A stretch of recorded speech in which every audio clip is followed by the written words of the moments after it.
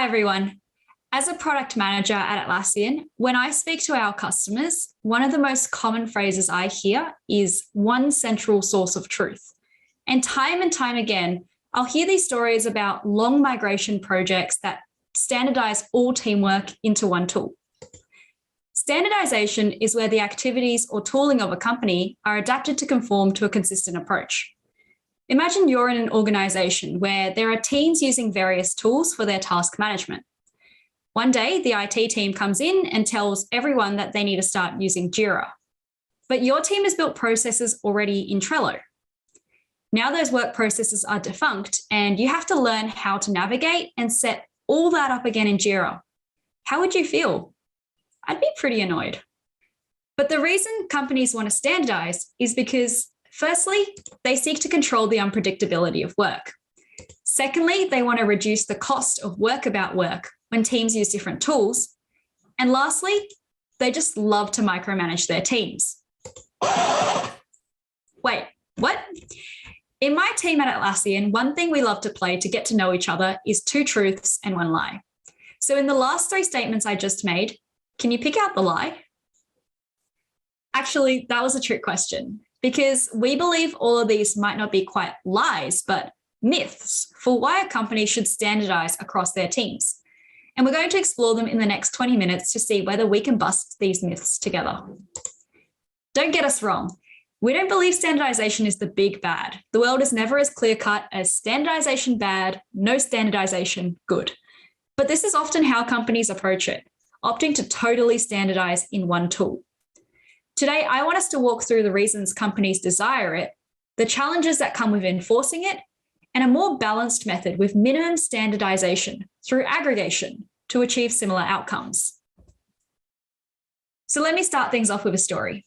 The year is 2017. Atlassian is about half the size it is today and quickly scaling. Our program management team has just reviewed 50 different status reports, OKR pages, department pages, tracking mechanisms, and software tools. The conclusion is that there are about 50 different ways of doing things. A single question is thought forward. Should the program management team head towards standardization? The team is split and a debate ensues. Now, when I say a debate, I mean legitimately our program managers organized a Friday afternoon debate where two teams would be arguing for and against, accompanied by some beers and banter, of course. The first team stepped up to the podium with their reasons for standardizing. And these reasons came back to our initial three statements, which I can definitely empathize with wanting to solve these challenges. Companies want to standardize for more predictability, less work about work, and wanting to build alignment between teams, which often falls astray to micromanagement. So why predictability? Well, with how our workforce has changed over the past few years, more than ever, employees are feeling less connected, and companies are trying to regain a sense of control amidst the unpredictability. The knee-jerk reaction for companies to manage chaos is to standardize on tools and ways of working within teams. In so many conversations with customers, there's always some desired variation of this end-to-end tracking dashboard, where everyone in the organization works in just one super tool. People want perfect charts showing progress percentage of work, which tickets are in backlog versus in progress, showing every granular bit of detail for each and every team, so that they can feel more in control of where work is at. Managers want to be able to make decisions quickly and move work forward. They believe the only way to solve this is by giving leaders all the details of ongoing work. Secondly, companies standardize because they want to reduce costly work about work amongst their teams. In a study by Asana, they found that 60% of an employee's day is spent on work about work. This means more than 20 hours a week spent in status alignment meetings, creating a progress update report, or duplicating that report in different places for different audiences. And this only worsens as companies scale and the number of interactions increases. When work runs in silos, companies have to pay the tax of connecting distributed teams. What are teams working on? Why are they focusing in that area? Who's working on it? Where do teams go for help? Answering these questions requires inefficient activities, taking time away from moving forward a critical project, exploring new features, or spending time getting to know your customers. And lastly, companies want to help their teams feel more connected to make aligned decisions. And this is often the root of micromanagement. And it's getting harder as the modern way of work results in teams feeling less clear about how their work adds value to the company. What management desires is a way to revert the intangible costs of employees feeling less connected and lacking a shared sense of purpose as work starts to form in silos. But is standardization the solution? Well, it depends. So we had 3 strong arguments for standardization, and I empathize with these problems being ones we wanted to solve at Atlassian as well. But it got me thinking, even though these were valid problems, was standardization the best approach to solving them? Just like you wouldn't take a road bike on a mountain trail or buy a big family car for a young single, there isn't just a one-size-fits-all approach. And especially when it comes to companies, which are all complex and unique in how they operate, a standardization approach cannot be the silver bullet to all our problems. So this then begs the question, why might standardization not be the best solution for your organization?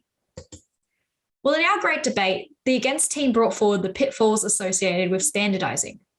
In a time of cross-functional autonomous teams, the boom of SaaS tooling has given teams more choice than ever. We're seeing teams move from multi-layered hierarchies to flatter cross-functional networks, introducing more points of connection and complexity. Step into a company's ecosystem, and you may find teams using all sorts of tools to do similar jobs. Teams have tailored workflows, processes they've built familiarity with, and practices to empower how they do work best. For example, I work in a new product team at Atlassian. When we first started 2 years ago, we had 6 people working on the product MVP. As a team with low complexity, we actually ran weekly sprints in Trello, writing our specs directly into cards for a good 6 months. We didn't need the advanced configuration of Jira until much later. And as a new product, our priority was to move fast and loose. If we'd been forced to move into operating in one tool, which was not our tool of choice, we would have been slowed down by the process, which would have affected our ability to be scrappy and find product market fit. The reason for this is friction. The first point of friction is obvious. Change management is required to move the team's daily work into one tool. And we've all seen the disheartening stats around change management. Imagine you're being asked to change your team's preferred ways of working to standardize with everyone else. You now need to retrain, recreate existing workflows, migrate ongoing work. Most teams would feel the way you reacted to hearing that. Forcing everyone to use the same tool introduces friction. They didn't get to choose the tool they wanted to work with. Plus, some may struggle with the learning curve of adopting existing work streams into an unfamiliar tool, a recipe for disgruntled teams. When I was younger, I loved playing tennis, but I was left-handed, and being the superstitious person that she is, my dear grandma made me play with my right hand, as that was considered the standard. But because this was not how I personally should have played, my forehand actually ended up being really weak, and I gradually phased out of the sport. Now, I'm not saying if I played with my left hand, I'd be the next Ash Barty, but it is an example of how we can stunt our team's potential through added friction by having them standardize. So change is hard. Only when a team champions the proposed change, it has a much higher success rate. Sounds great, right? But when you standardize, you're actually discouraging teams from exploring and optimizing their own unique ways of working. In fact, studies show that homogeneous teams may work faster in the short term, but in the long term, this can actually come at the cost of results. Think back to all those movies you've seen where the extremes of standardization show dystopias of uniformed, lifeless crowds, devoid of color, creativity, and passion. Big Brother is always watching. And like in the Lego movie, if we were all encouraged to leverage our differences, then we could build truly special things together. While those are extreme examples, the message is that through total standardization, teams lose their sense of diversity and ability to progress quickly. And this thirst for innovation isn't just in the tech industry. Recently, I spoke to a customer from a law firm, an industry known for strict compliance, rules, and tradition. When I asked if they would force a team that was trying a different tool to standardize, their response was surprising. No, because what's important was the team's effort to try cutting-edge tooling rather than stagnate on outdated systems. By empowering teams to decide how they work, teams could form and share new ways of working that help an organization move forward. And lastly, we have to think, does standardization really help control chaos, or does it just make you feel like it does? This is the trade-off you're making by adding friction. Those perfect dashboards we talk so often about.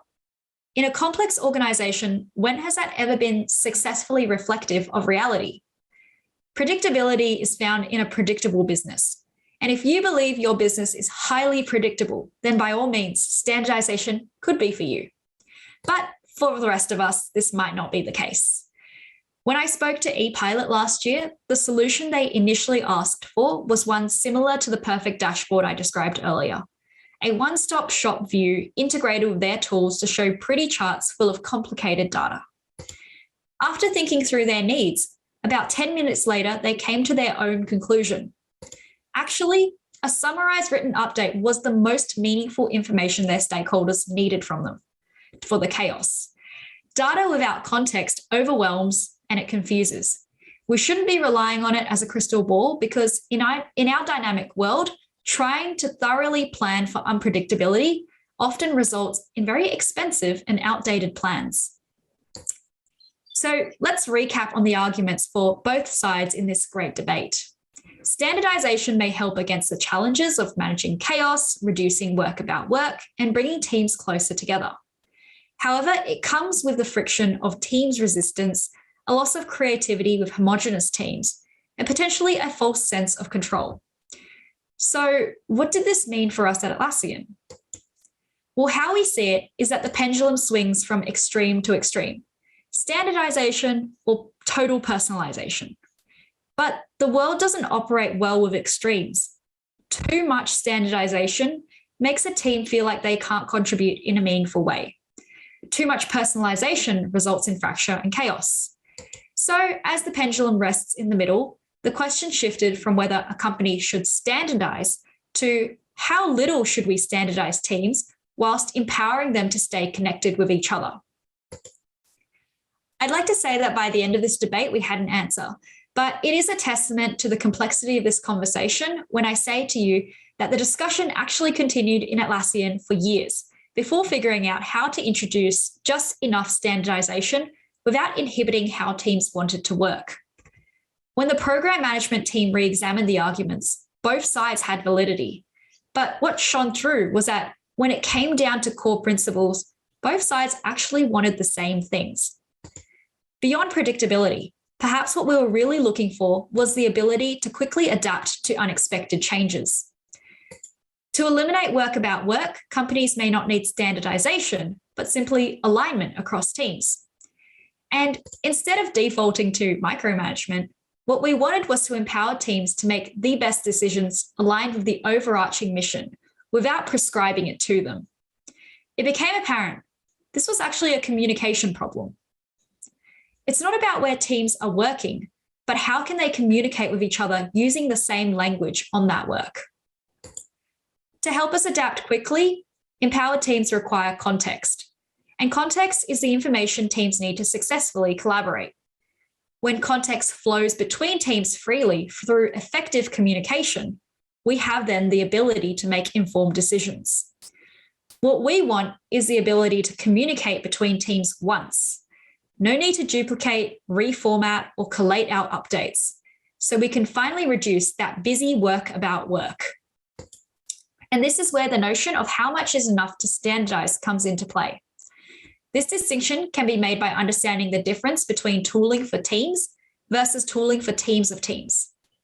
Team tooling, like virtual whiteboards, Figma, or Jira, they don't need to be consolidated. But teams of teams tools, where networks connect, like Slack, is where consolidation makes a lot more sense. So when you try to take a Teams tool and turn it into a teams of teams tool, that creates friction. Think of an orchestra, a group of musicians combining all their different instruments to produce a beautiful piece. In an orchestra, not everyone plays the same instruments or even the same note.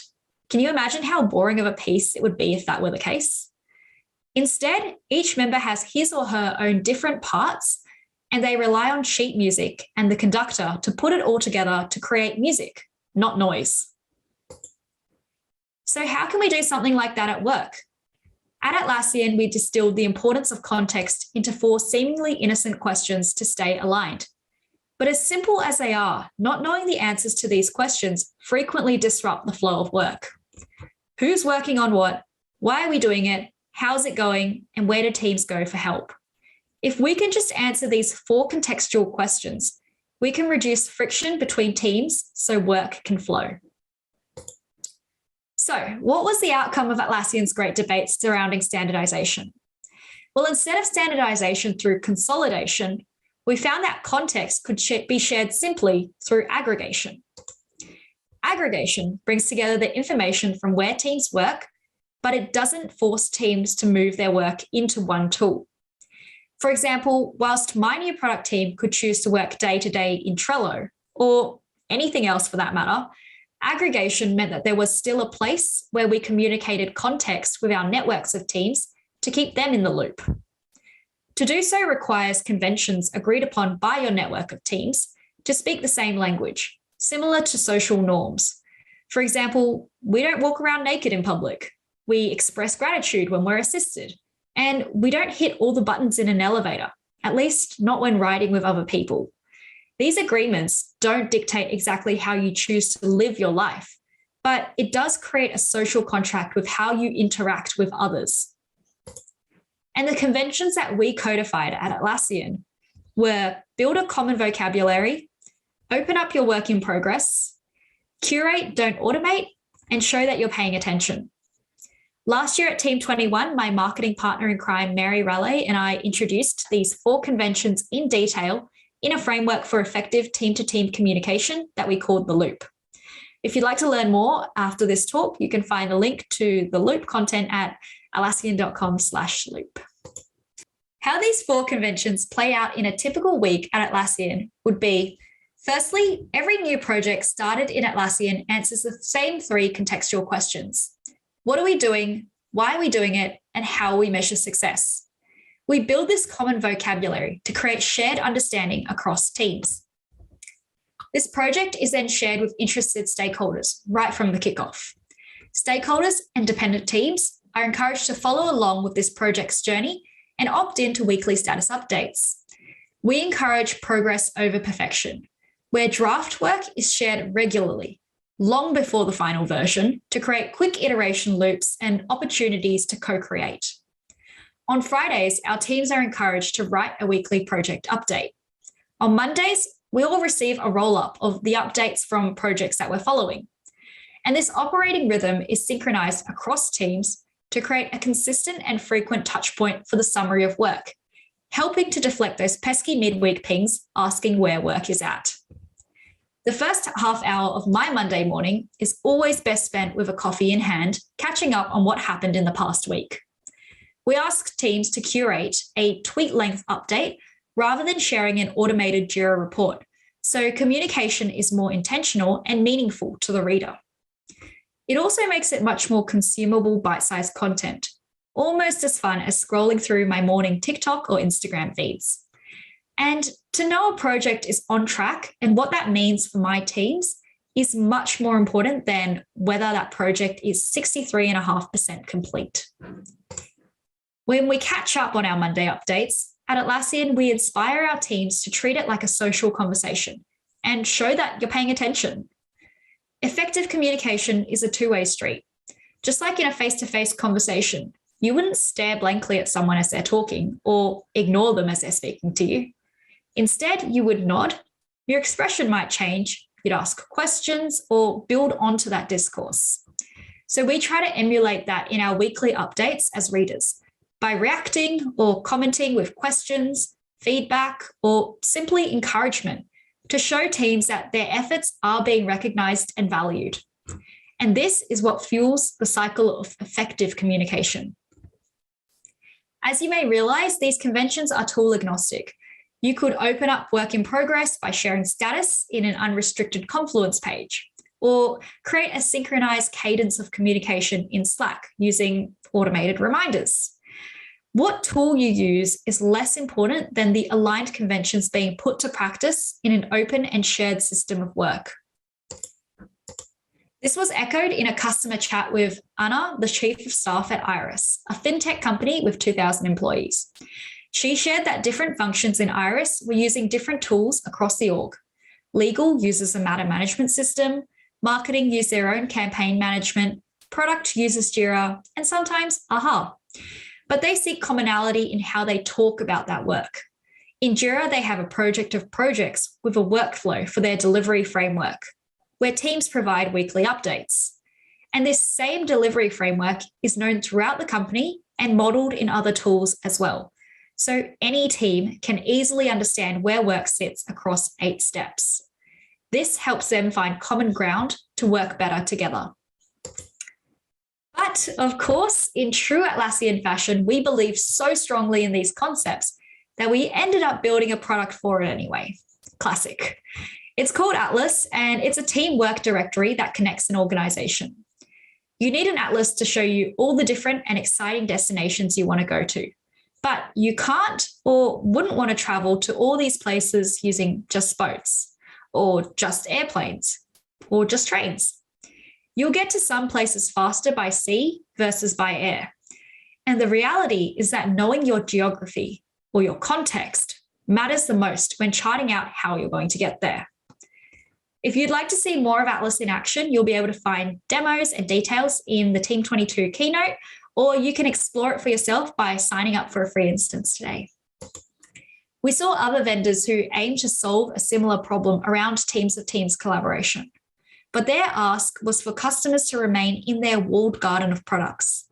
Their tools trap you in a standardization mindset. But if you're in agreement with what we've spoken about today, you'll want a tool that fits naturally into your existing ecosystem, one that empowers teams to choose how they do their best work, rather than forcing teams to change for the sake of conforming. An open system for teamwork to substitute time spent in alignment meetings, responding to disruptive pings, duplicating work about work. That's something we strongly believed as part of Atlas. So at the beginning of this talk, when I first introduced standardization, you may have thought about it in very binary terms. You either do it or you don't. What I hope you've learned over the course of this is that, like most things in the world, your standardization approach actually sits on a slider, with the big question being, to what extent do you standardize while still empowering your teams? So did we end up busting those myths we addressed at the start of this conversation? Well, by updating our perspective, yes. Companies don't want predictability. They want adaptability. Companies don't need standardization to reduce work about work. They need alignment. Companies don't love to micromanage. They prefer to empower teams to make the best decisions with a shared purpose. What companies actually want can be achieved through communicating context. Context can be shared simply through aggregation, instead of consolidating your team's tooling. You support this by building your social norms within your networks of teams. And the beauty of this is that it might actually mean less work for you. If you had been thinking about this long, multi-year standardization journey to consolidate teams into one tool, think again whether parts of this could be resolved through aggregating communication first. There are simple ways you can implement this without trying to adopt anything new to put the right practices into place. For example, before we used Atlas in our company, we were already practicing some of the loop by using a heavily customized Jira project between teams, where status of work was communicated in a ticket. Similarly, in Iris's example, they were building a common language with the existing tooling they had. I've heard of other customers as well building their communication rhythms through a weekly update in a shared Slack channel. There are many ways that you can do this. Teams want to feel autonomy in how they choose to do their work best, but no team works in isolation. By taking a step back to what you're actually trying to achieve through standardization, you may actually find that communication at the right level of context is what's really needed to help your organization operate with the agility of a startup and the durability of a market-leading company. Thank you.